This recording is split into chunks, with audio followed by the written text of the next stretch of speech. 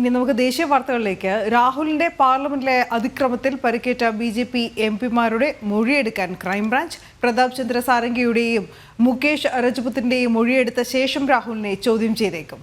ഗൗതം അനന്തനാരായണൻ വിവരങ്ങളുമായി ചേരുന്നു. ഗൗതം, വിശദാംശങ്ങൾ.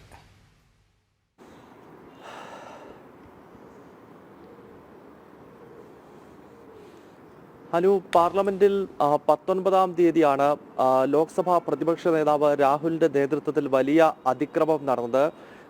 പ്രതിഷേധിക്കുകയായിരുന്ന, പ്രത്യേകിച്ച് അംബേദ്കറെ കോൺഗ്രസ് തുടർച്ചയായി അപമാനിക്കുന്നുവെന്ന് ആരോപിച്ചുകൊണ്ട് പാർലമെന്റ് കവാടത്തിന് മുന്നിൽ പ്രതിഷേധിക്കുകയായിരുന്ന ബി.ജെ.പി. എംപിമാർക്കിടയിലേക്ക് രാഹുൽ കടന്നു വരികയും ഒരു എംപിയെ പിടിച്ചു തള്ളുകയും ആ എംപി നേരെ പോയി മറ്റു 2 എംപിമാരുടെ ദേഹത്തേക്ക് വീഴുകയും ചെയ്തു. ഇതേ തുടർന്നാണ് 69 വയസ്സുള്ള മുൻ കേന്ദ്രമന്ത്രിയും ഒഡീഷയിൽ നിന്നുള്ള എംപിയുമായ പ്രതാപ് ചന്ദ്ര സാരംഗിക്കും അതോടൊപ്പം തന്നെ ഉത്തർപ്രദേശിൽ നിന്നുള്ള മുകേഷ് രജപുത്ത് എന്നീ 2 മുതിർന്ന ബി.ജെ.പി. എംപിമാർക്ക് പരിക്കേറ്റത്. അതും പ്രതാപ് ചന്ദ്ര സാരംഗിയുടെ തല പൊട്ടി രക്തം വാരുന്നുണ്ടായിരുന്നു.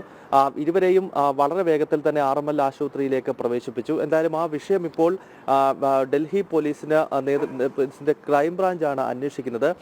ക്രൈംബ്രാഞ്ച് അന്വേഷണം തുടരുകയാണ്. ഇന്നിപ്പോൾ ഈ 2 എംപിമാരുടെയും മൊഴി രേഖപ്പെടുത്താൻ ക്രൈംബ്രാഞ്ച് എത്തുന്നുവെന്നാണ് നമുക്ക് മനസ്സിലാക്കാൻ സാധിക്കുന്നത്. പ്രതാപ് ചന്ദ്ര സാരംഗിയുടെയും അതുപോലെ തന്നെ മുകേഷ് രജപുത്തിന്റെയും മൊഴി ക്രൈംബ്രാഞ്ച് രേഖപ്പെടുത്തും. ഇരുവരുടെയും മൊഴി രേഖപ്പെടുത്തിയ ശേഷം ഒരുപക്ഷെ വരും ദിവസങ്ങളിൽ ലോക്സഭാ പ്രതിപക്ഷ നേതാവ് കൂടിയായ രാഹുലിനെ ക്രൈംബ്രാഞ്ച് ചോദ്യം ചെയ്യാൻ വിളിച്ചു വരുത്തും എന്നാണ് നമുക്ക് മനസ്സിലാക്കാൻ സാധിക്കുന്നത്. കാരണം വധശ്രമം ഉൾപ്പെടെയുള്ള വകുപ്പുകൾ ചുമത്തിയുള്ള അന്വേഷണമാണ് നടക്കുന്നത്. പരാതി നൽകിയത് ബി.ജെ.പി. എംപിമാരായ ബാൻസുരി സ്വരാജും അതുപോലെ തന്നെ അനുരാഗ് ഠാക്കൂറുമാണ്. ഡൽഹി പാർലമെന്റ് സ്ട്രീറ്റ് പോലീസ് സ്റ്റേഷനിലെത്തി ബി.ജെ.പി. എംപിമാർ പരാതി നൽകിയിരുന്നു. ഈ പരാതിയുടെ അടിസ്ഥാനത്തിലാണ് ഇപ്പോൾ ക്രൈംബ്രാഞ്ച് അന്വേഷണം തുടരുന്നത്.